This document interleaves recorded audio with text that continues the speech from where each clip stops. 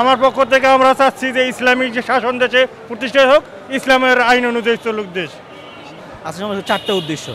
একটা হচ্ছে আপনার পিএল পদ্ধতি যে নির্বাচন আনুপাতিক হারে, এটা বাস্তবায়ন করা। আর একটা হচ্ছে আপনার যে আমাদের সংস্কার, আগে সংস্কার পরে অন্য জায়গায়, আগে সংস্কার পরে নির্বাচন, অর্থাৎ সংস্কারটা পরিপূর্ণ হওয়ার পরে নির্বাচন। আর একটা হচ্ছে আপনার যে আমাদের যে জুলাই হত্যাকাণ্ড, এটা বিচার, হ্যাঁ, এবং আমাদের যে ইসলাম যে আছে সারা বাংলাদেশ, ইসলামী আইন অনুযায়ী যেন দেশটা আমরা পরিচালনা করতে পারি। এই চারটা হচ্ছে আমাদের আজকে এজেন্ডা, এবং ফল হওয়ার জন্য আজকে আমরা আসছি।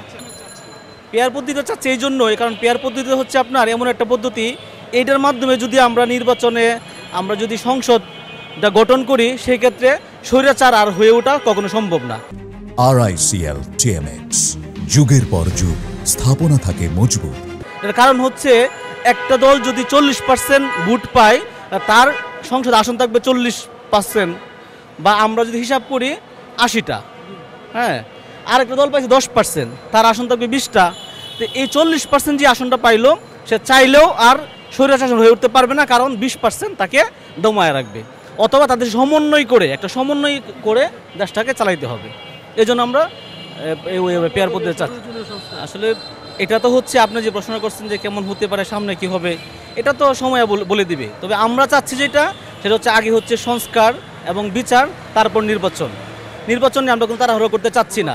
কারণ যদি নির্বাচনে তাড়াহুড়ো করি, ইতিপূর্বে আমাদের নির্বাচন হয়েছে কিন্তু কোনো একটা নির্বাচন অবাধ এবং সুষ্ঠু হয়নি।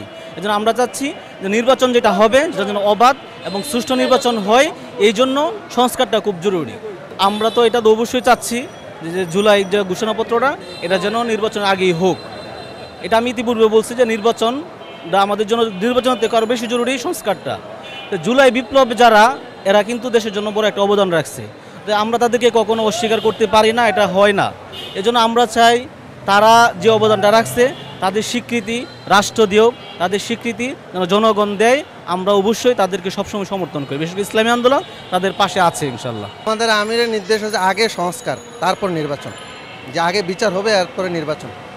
ফেব্রুয়ারিতে নির্বাচন হলে তো জনগণের জন্য কষ্টদায়ক আরও বেশি হবে। বিস্তারিত বলতে আমরা সবাই এক হওয়ার চিন্তা ভাবনা, এক হতে হবে। এক না হলে বাংলাদেশের কিন্তু পরিবর্তন করা যাবে না, আসতে পারে না। এই এক না হওয়ার কারণে ইনশাল্লাহ এবার এক হওয়ার সম্ভাবনা আছে ইনশাল্লাহ।